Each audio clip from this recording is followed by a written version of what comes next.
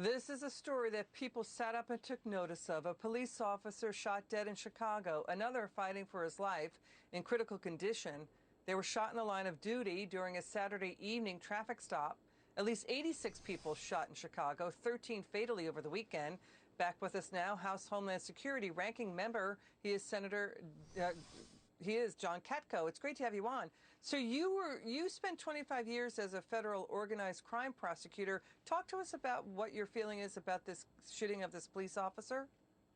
Well, it's just a horrific example of how out of control this defund the police and vilifying police movement has taken such a toll on our country that it's terrible. And this is just a terrible example. My heart goes out to the family of Ella French.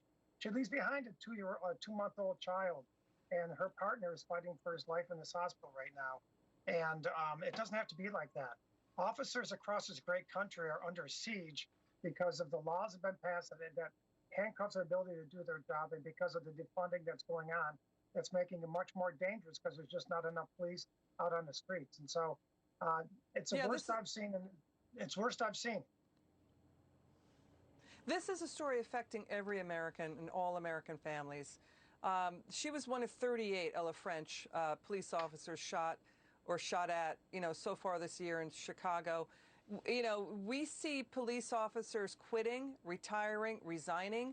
We have double the amount of cops resigning, even before they get their pensions in Chicago. They've just about had it. And, we talk to us about the frustration that the cops have with the defund the police movement and being generalized and sweeping stereotypes for others' bad actions hitting them. What do you say to that?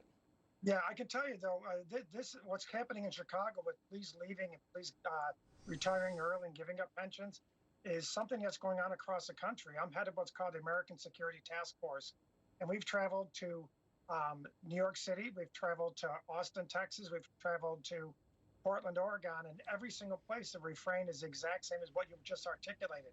Officers are demoralized, they're afraid to do their jobs, their funding has cut them to the bone, and they just can't, they don't want to deal with it anymore. They're leaving in droves.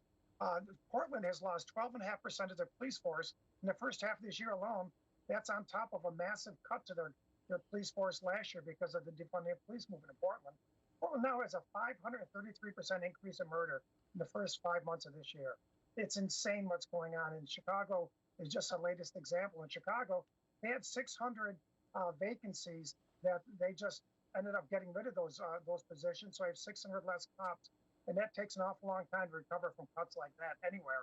And so this is a real problem nationwide. It's going to have a long-term impacts on this country. And I'm here to tell you that the vast majority of cops do a tremendous job every day. The bad ones you got to prosecute. I've prosecuted bad cops before, but you got to understand. Cops have had cops have had fireworks thrown at them, rocks, cans of food, lasers that blinded them, metal ball bearings, slingshots. They've been hit in the head with hammers. Where's their Congressional Medal of Honor? So where do you stand on the defund the police movement right now? You got 10 seconds.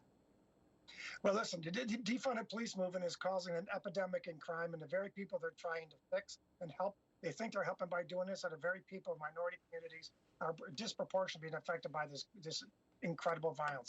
It's got to stop. We've got to turn the tide around. Congressman John Katko, thanks for joining us. Come back soon.